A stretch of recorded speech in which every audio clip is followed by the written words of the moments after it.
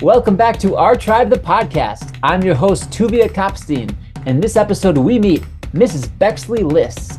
Bexley, from California, now in St. Louis, Missouri, is a trained engineer who worked in the fields of auto research and development, and now in the field of healthcare. Bexley is a talented educator. Bexley is a Jewish mama, Yiddish mama, and Bexley is a track star. And Bexley, and most interestingly, had a tragic accident as a young adult, which she totally recovered from, and which totally changed the course of her life. Come hear her story on this podcast. Podcast Fellowship is the engine behind OurTribe, the podcast. Check it out at podcastfellowship.org. What we do at the Podcast Fellowship is we help Jewish young adults all over the world connect and understand their Jewish heritage. They listen to podcasts, they relate it to a one-on-one mentor, and they earn a generous stipend thereby. Podcastfellowship.org. In the meantime, OurTribe, the podcast with Bexley Lyss. Welcome to OurTribe, the podcast that sits down with Jewish professionals and entrepreneurs to hear their stories, share their advice, and bare their Jewish souls. Okay, we are thrilled to be here today with Bexley Lyss in St. Louis. How are you, Bexley? Good, thank God. I'm doing well. Sunny out and the weather's not too crazy.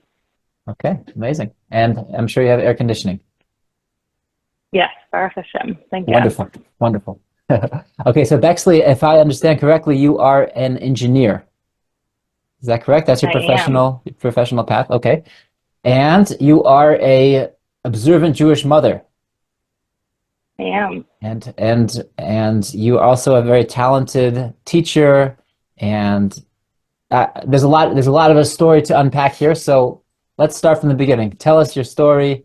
Tell us how you became what you are in the Jewish world, in your Jewish life, and how in your professional life, how that came to be. Let's hear it. We're all ears. Sure. They all kind of flow together. And I will also caveat that although I am trained as an engineer, I don't actually work as an engineer. I always joke that I'm like a fake engineer because I'm more focused on ideas.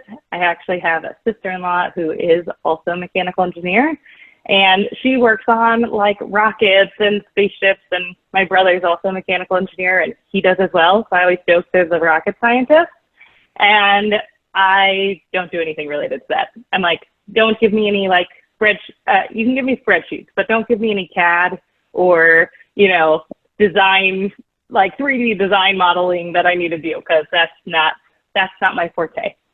But let me give you a little bit of background of how I got to where we are today. And all of it has to do with Hashem and how God really led me to every experience that got me here. And it's crazy to say because, I heard in a shiur once by Rabbi Yom Tov Glazer, he said, if people were given the chance to go back 10 years, 15 years and erase that bad experience, that one bad situation, would they do it? And I feel like I really have that opportunity to say, would I go back to that one really bad situation that happened, 14 years ago? Would I go back and change it? So what is this bad situation?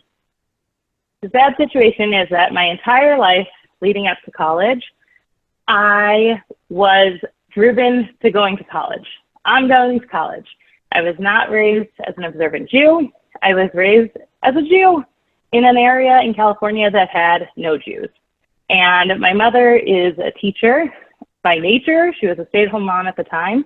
And she infused us with Jewish identity by bringing Hanukkah cookies to our classroom.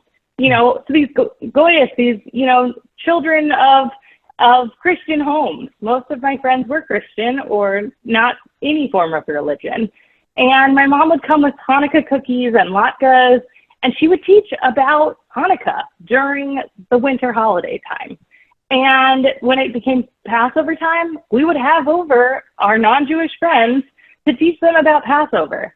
So, okay, we didn't keep Shabbos all the way. Okay, we didn't keep kosher all the way. but we had this Jewish identity infused and woven into our life that, you know, it gave me a pride.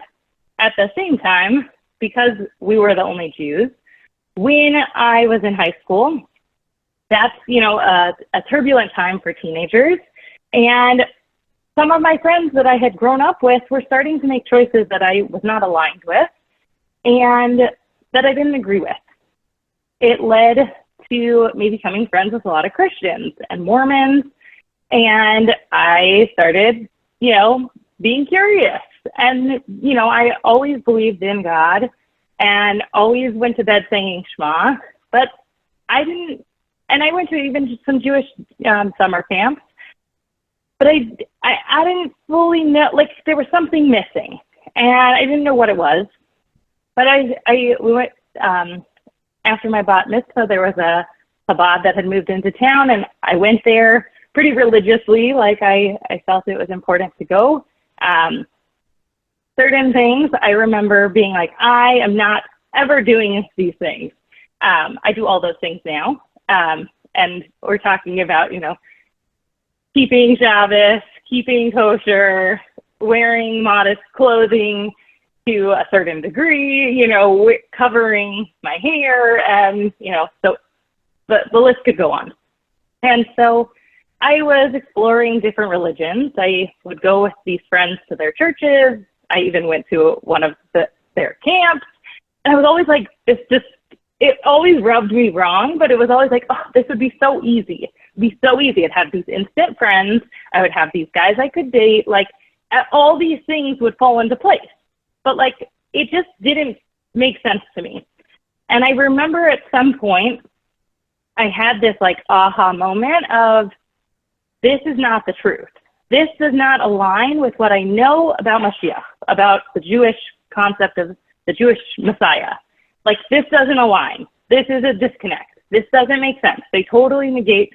Sorry, yeah. The things that you picked up from your exposure to Chabad? Yeah. Okay, because you wouldn't have known that from your mother's Hanukkah cookies, anything about the Jewish concept of Messiah. Correct. Right, okay. Correct. And I mean, I feel like it was also, you know, the stories of the Baal Shem Tov. Like, it was like, these are not things that line up with, like, Jewish values and Jewish, like, a Torah worldview.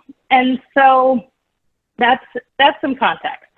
Okay, so when it comes to me applying to college. Wait, I have another question before college. So sure. When you said you had a certain group of friends and you weren't comfortable with the decisions they were making, I think I understand you're talking about the moral decisions they were making about how, you know, getting into bad Correct. things. Okay. So yeah, they're getting into drugs, drinking, boys in ways that are not, you know, modest, and it wasn't like how I was raised. So I was raised with very, I'd say, fundamental, like, Torah moral values, but I just didn't necessarily keep the Torah in a halachic Torah law way. Okay, understanding. Okay, now we're up to college. So let's go.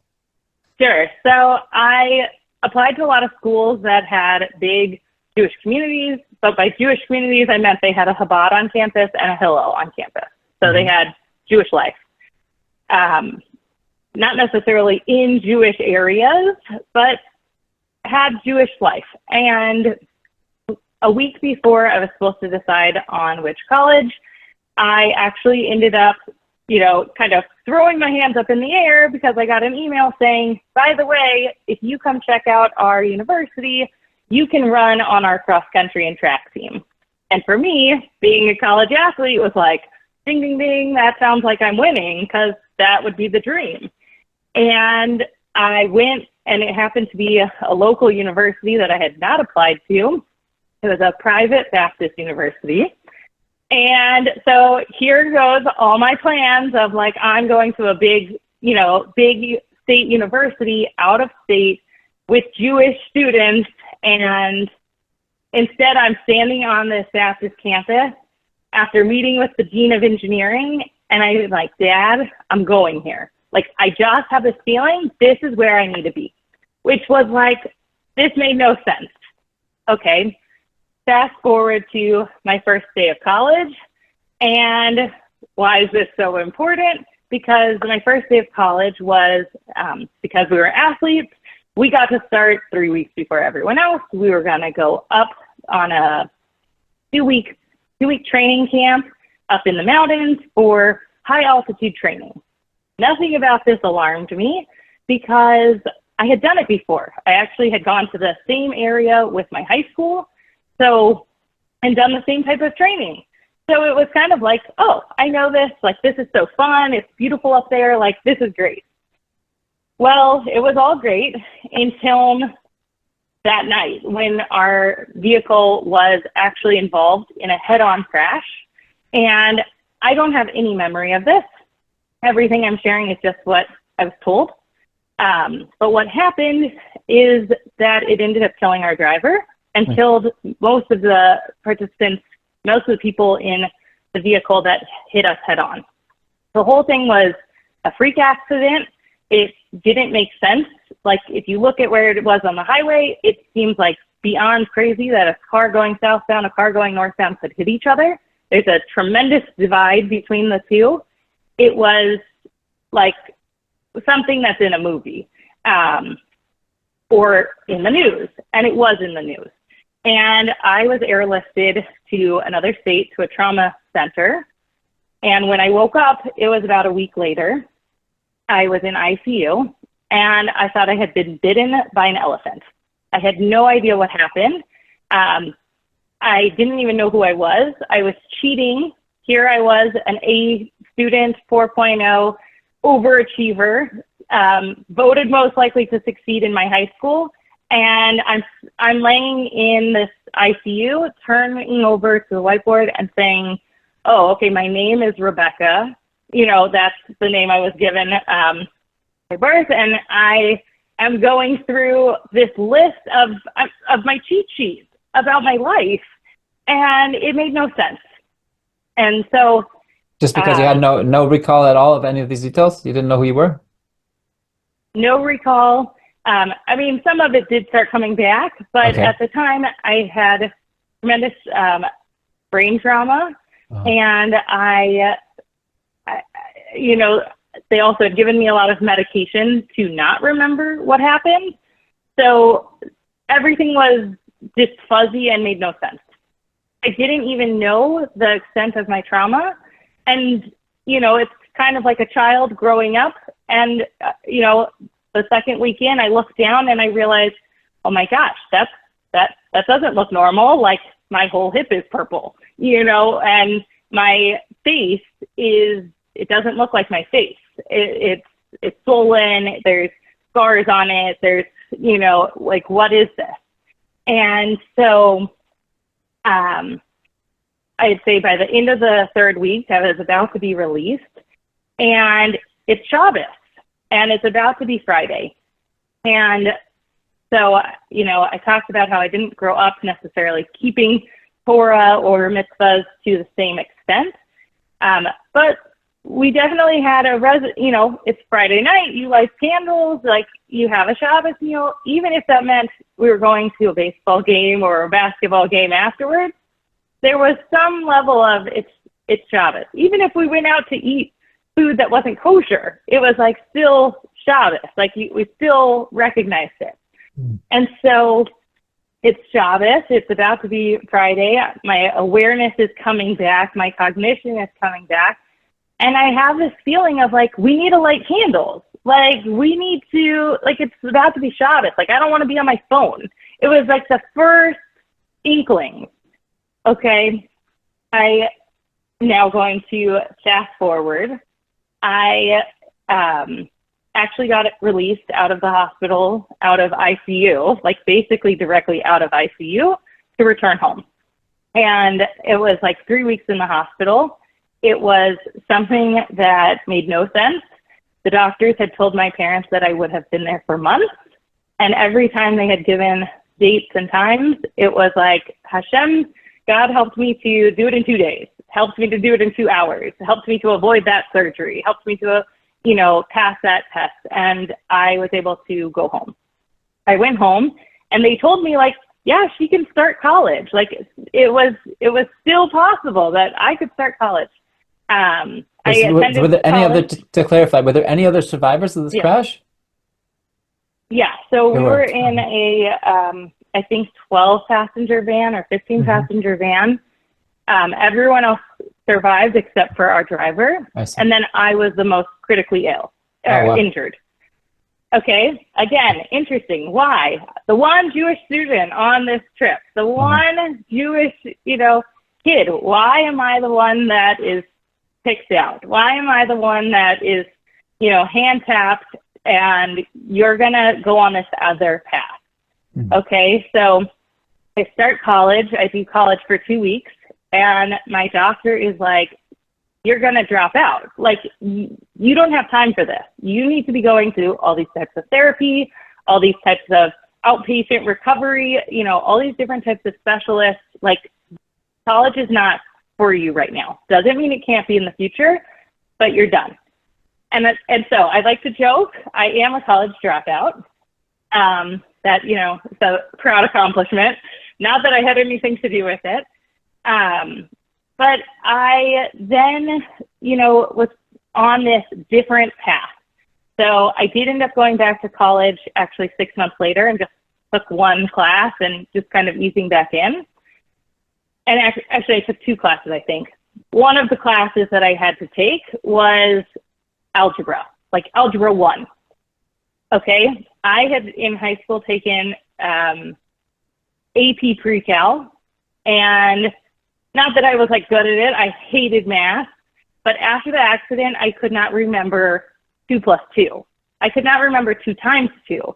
And here I still wanted to be an engineer. I still thought maybe this is my path. I need to learn math. I had to go to speech therapy and be taught and given these worksheets of how to do simple math. Okay, so then I'm sitting in algebra class, and all of a sudden there's these aha moments of like, wait, I think in the back of my mind I do remember learning that.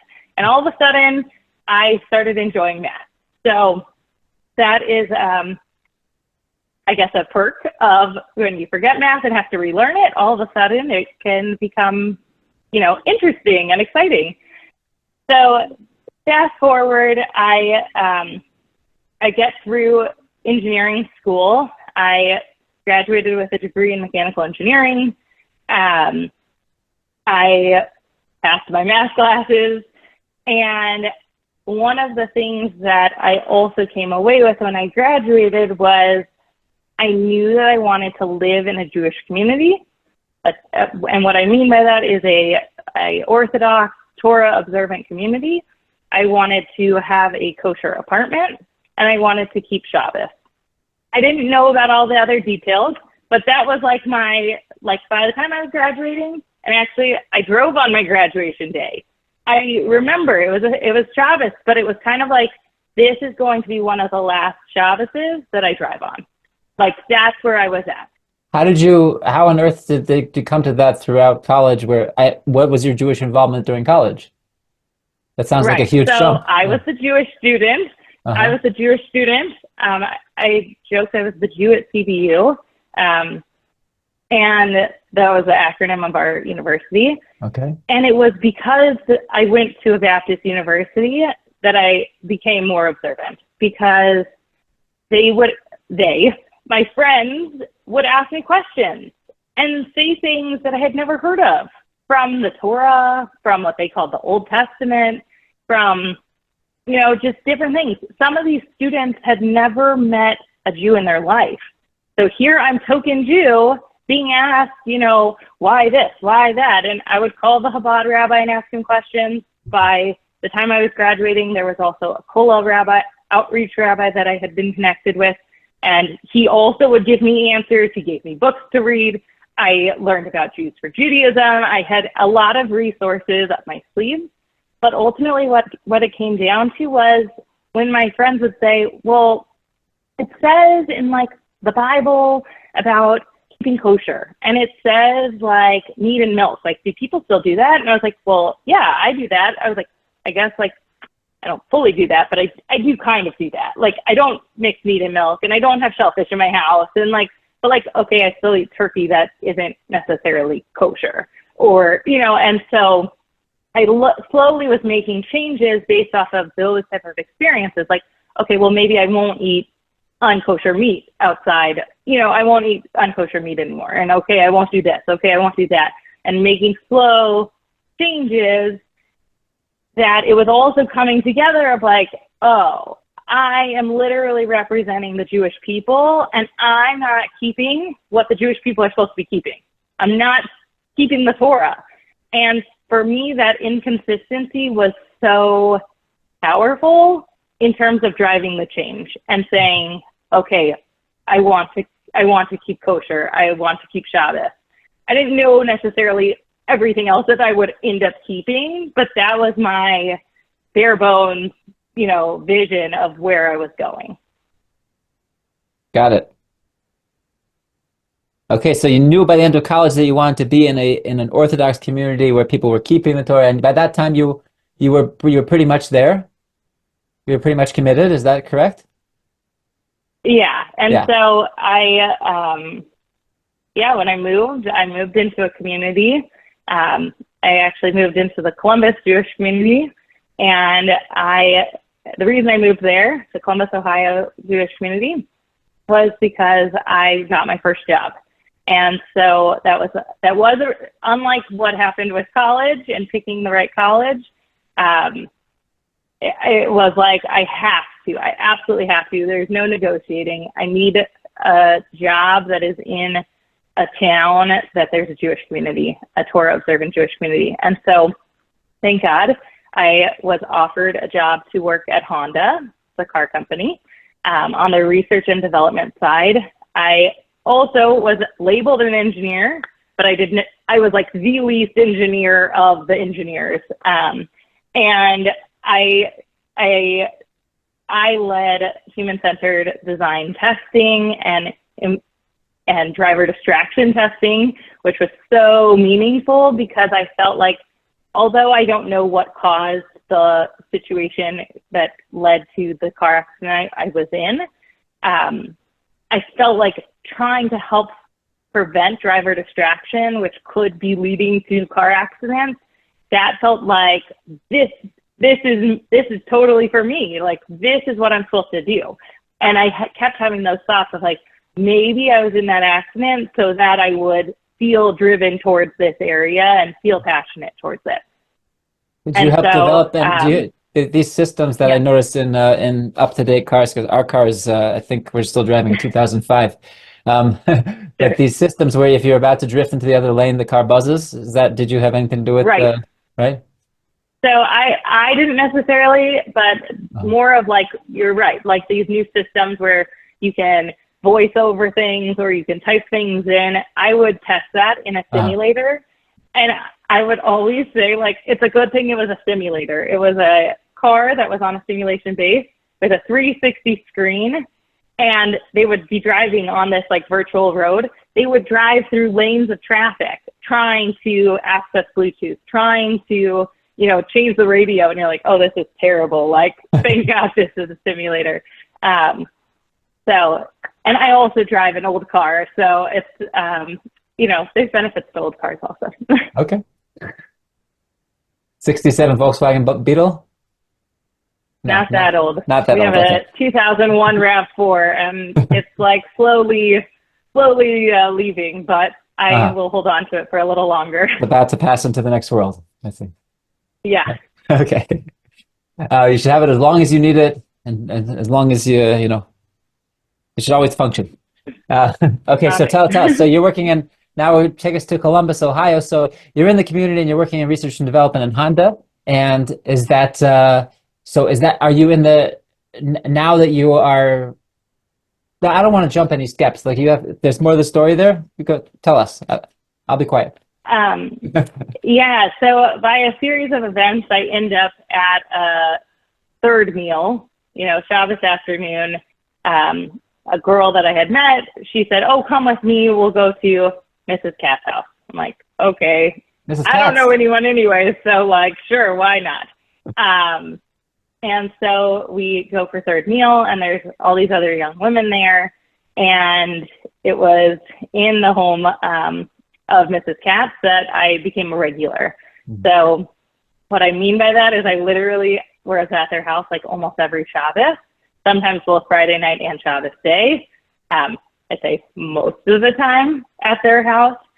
And it's really in their house that I became observant, because I didn't necessarily dress totally tznius, totally modest. Like, okay, I knew certain things, like you wear a skirt, you wear a shirt, like it shouldn't be so much like revealing, but like I didn't know all the details. And Mrs. Katz never once told me, oh, by the way, your skirt needs to be longer, or oh, by the way, you need to wear tights. Like, there was never any like, you need to do this.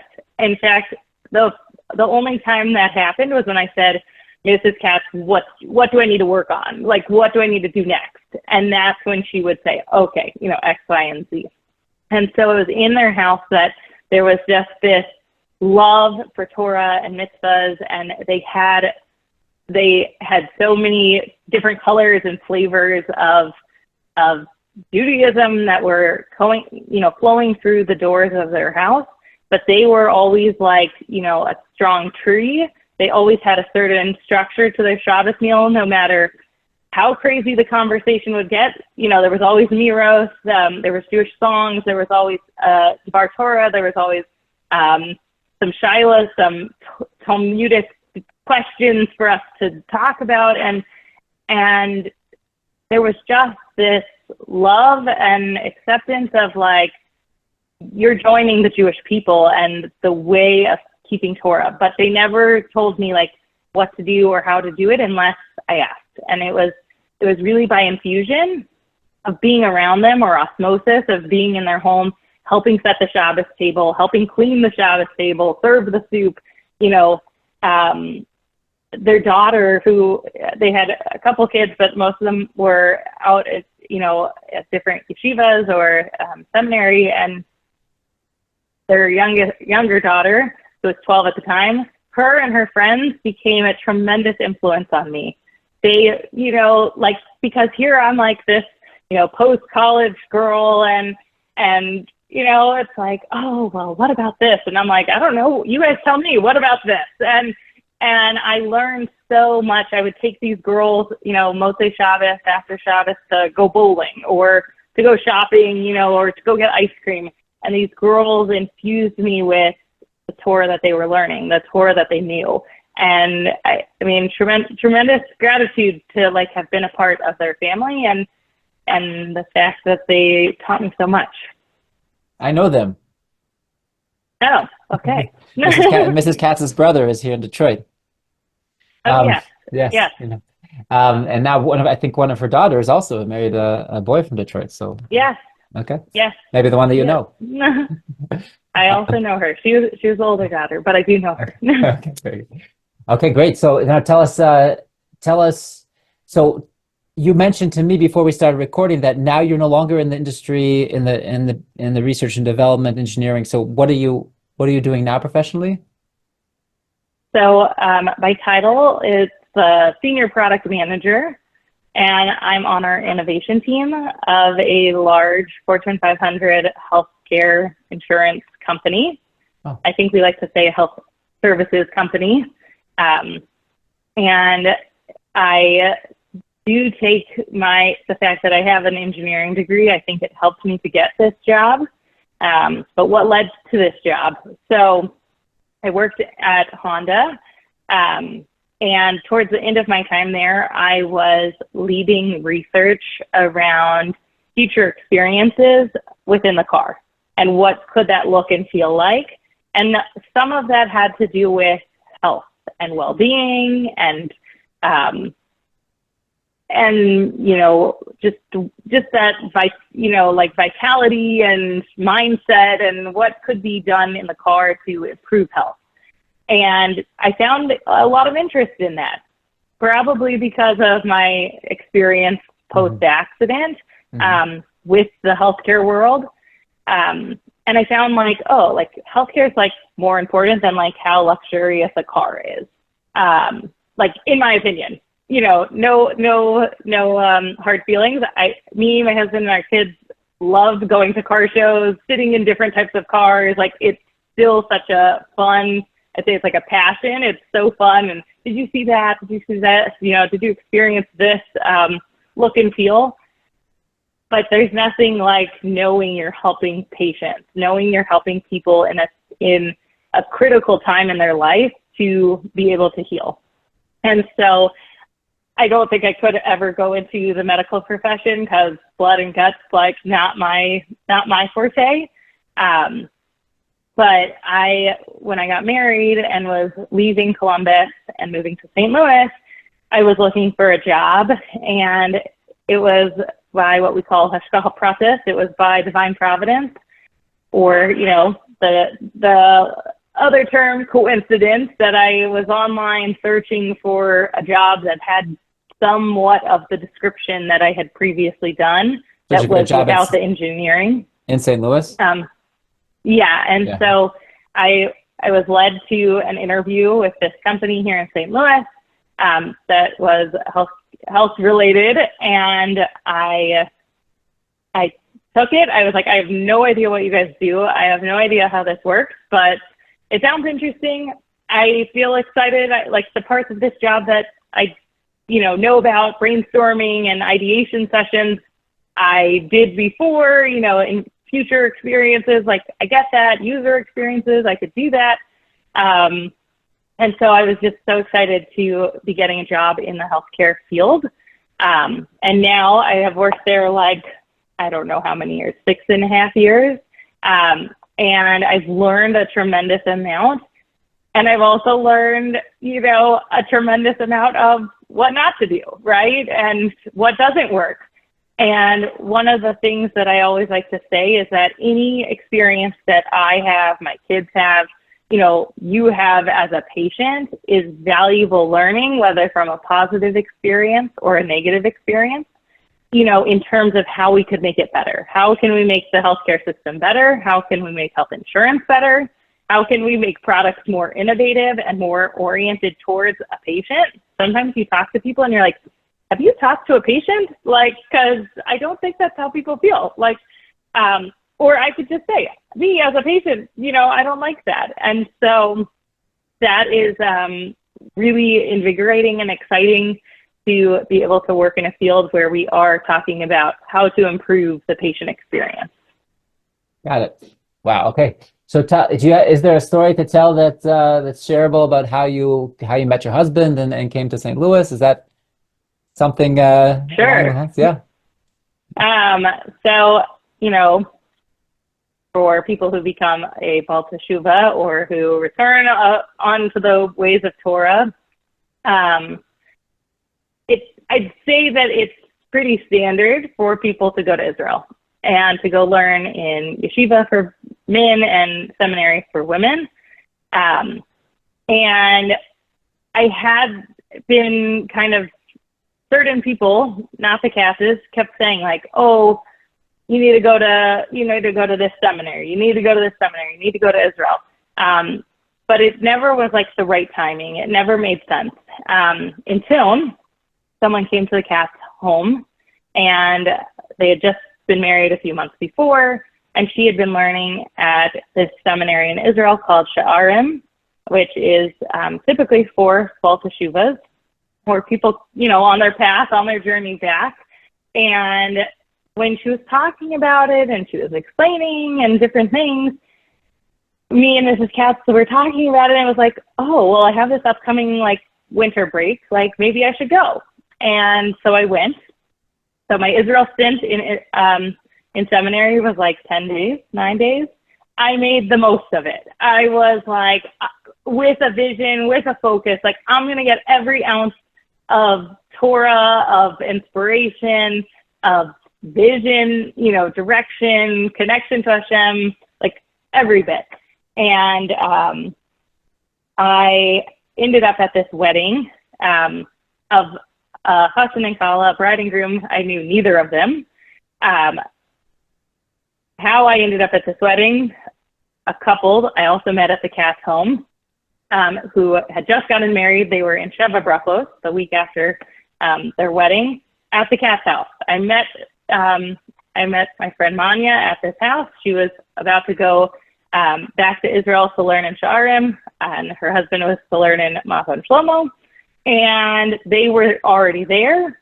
So when I texted them, like, by the way, I'm coming to Israel, they're like, okay, come, you'll stay with us for a few days. And then I was going to also stay separately, closer to the seminary. And so Manya said, I have a friend getting married. You're coming. We're going. Like, we're going to go meet the Kala. And I went, and my friend Manya introduced me to another woman, Erica. And this friend, Erica, we like connected at the wedding, and we just had all these things in common. But like, we didn't share contact information. I'm about to hop on a plane back to America in 2 days. Like, I don't need more friends. I'm just here to learn. She texts me like a day later or whatever and says, you know, could you come over? Let's finish our schmooze. And so, you know, somehow she got my number. We connected. I go back to America. A few months go by. We stay as kind of pen pals. And she sends me an email saying, my husband is going to WashU, which is here in St. Louis. I happen to have worked with a lot of podcast fellowship students at WashU. And she says, we're going to be driving through like Columbus. Can we see you? Sure, I'd be happy to host you for lunch, or if you need a place to stop over, whatever, you know. And when they walked in the door, it was like there was such a connection, such a friendship that we had just formed via pen pals. So they moved to St. Louis, and they're like loving it here. We continue to stay in touch. She says, come visit. Like, it's so great here. So I said, sure, no problem. I came, and they hosted this couple they were friends with, and we had a Shabbos meal. It was so great. I left St. Louis with a positive, you know, taste, and I went back to Columbus.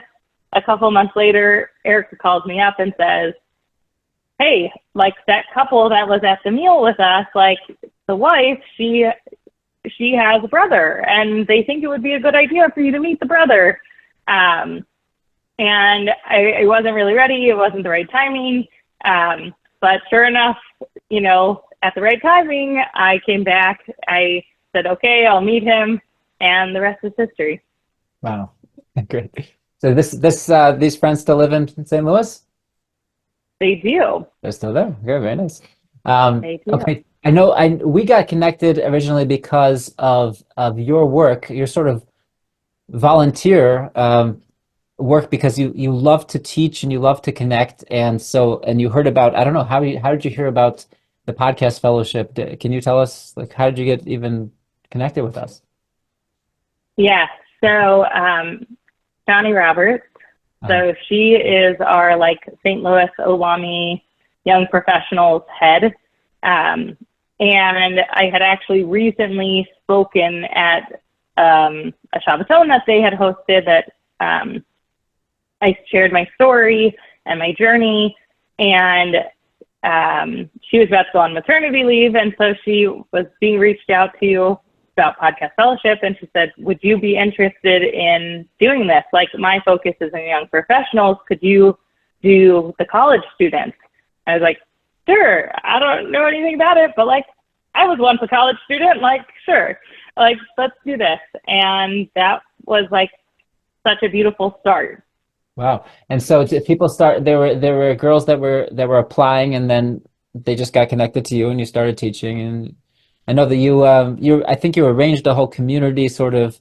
You had girls from the Orthodox high school that were going to WashU to teach on a weekly basis, and then you made a party in your house. Like, you had a whole system going on there for a while, right? You had a whole sort of, yeah. So club. when it got started, I didn't fully understand, you know, how podcast fellowship works. I'm like, these girls are down the street, like 2 miles from here. Like, if they could come to my house, like, we could make challah. We could talk about this podcast. We could, you know, eat cookies, whatever it is. We could, you know, like, I also had this thought of like, I'm a Jewish mother. I want to feed these girls. Like, I want to give them, you know, nutritious Jewish kosher food. Like, I want to take care of them. And so it started with, it was some post-seminary girls.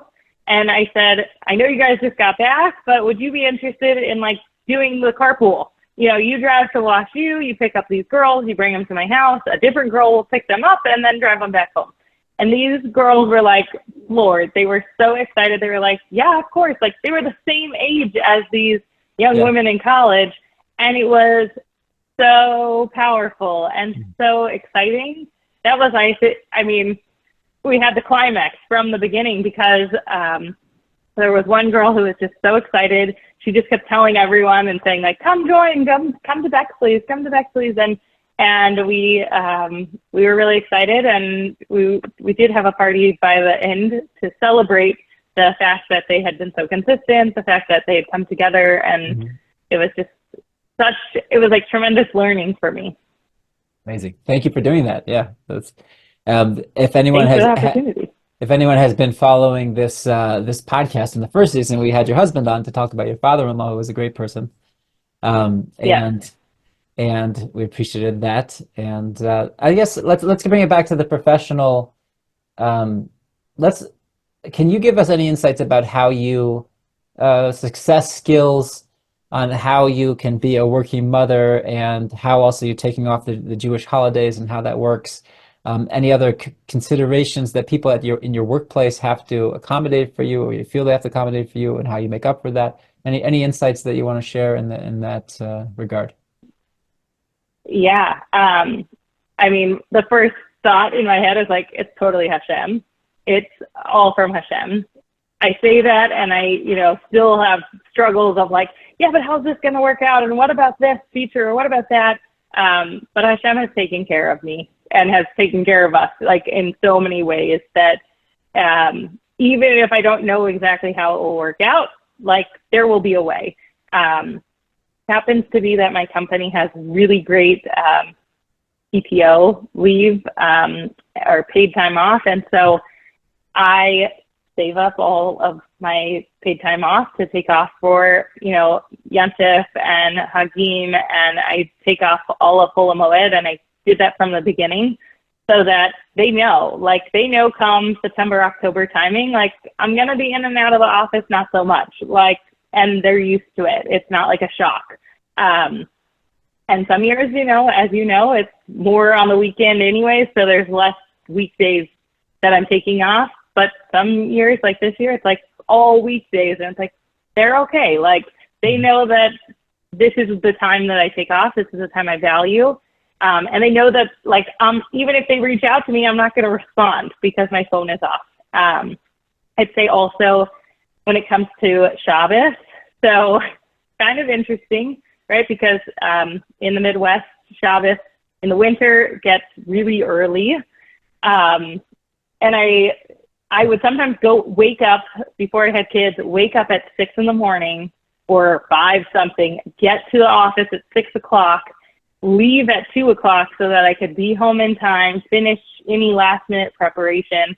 Right before COVID or Corona, I started asking, could I maybe work from home Fridays, which, they were like, well, we can't officially do that, but just as long as you're willing to come in the morning, if we need that, it's kind of don't tell anyone, and we'll just kind of let it happen. Now I work from home basically every Friday. I do go into the office a couple days a week, and I would say, how does it all work with also having kids and being on a day school schedule and daycare schedules, and I don't know how it works.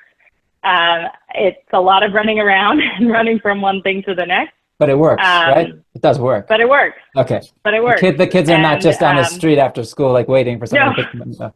Okay. No, totally not. And I mean, it also happens to work out that I work 10-ish minutes away. So it's not a crazy commute. Mm-hmm. And thank God I do have a really, really nice mother-in-law who is willing to also pick up my kids if I'm in a bind and can't get home in time. Amazing. Wow. Okay. Or if my husband somehow is able to get the kids, that's also great.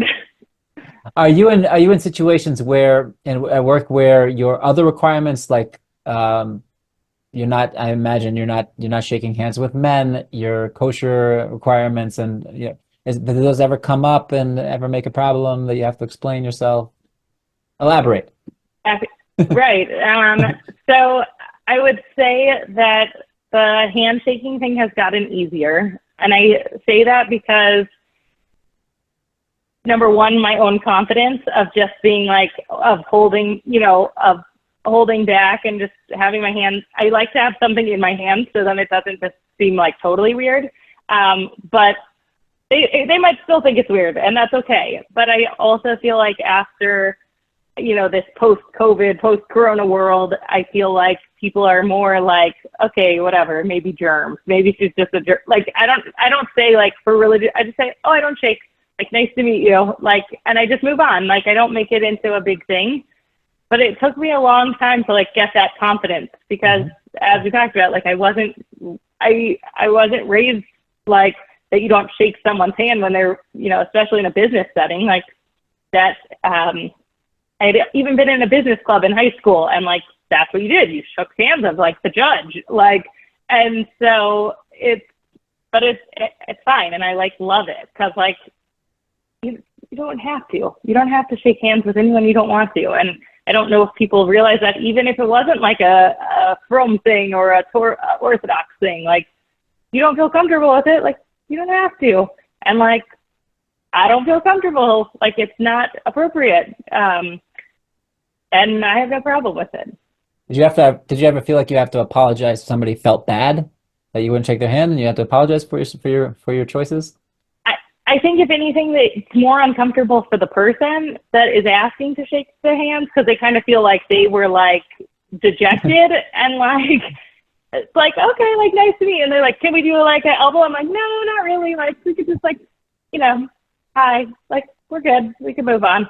Okay. Like, and then in terms of kosher food, I will say I had like a crazy experience when I first started working where they wanted to take us out to eat. And I was like, there's only one like kosher option.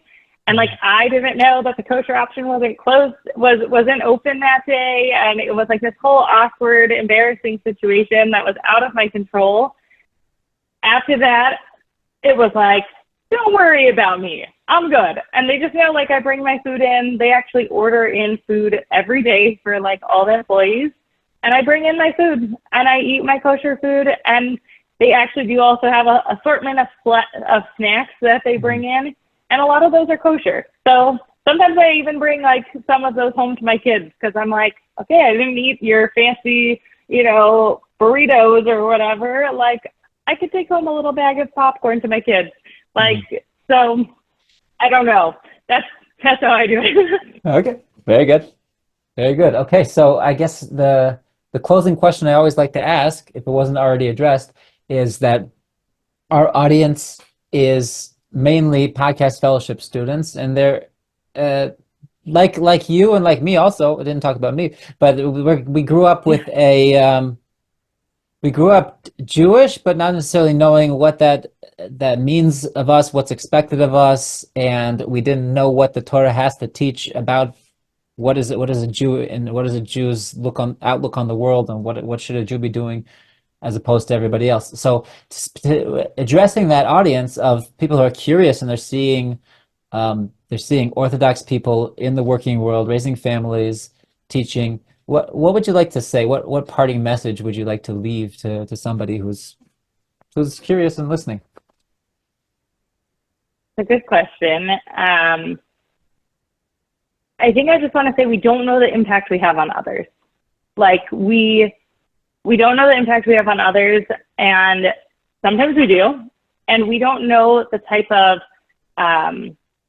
positive impact, the type of light we could bring into the world by being connected for observant Judaism. I'm not saying that, people need to go making crazy changes, but just listening to these podcasts. I mean, I would listen to these podcasts along with my students so that I knew what they were talking about. And I mean, everything from the world comes from the Torah. And And the way that it's showcased in these podcasts is so enlightening. It's so powerful to be listening to Talbin Shahar talking, professor at Harvard. Where was he a professor? I don't even remember. But Harvard.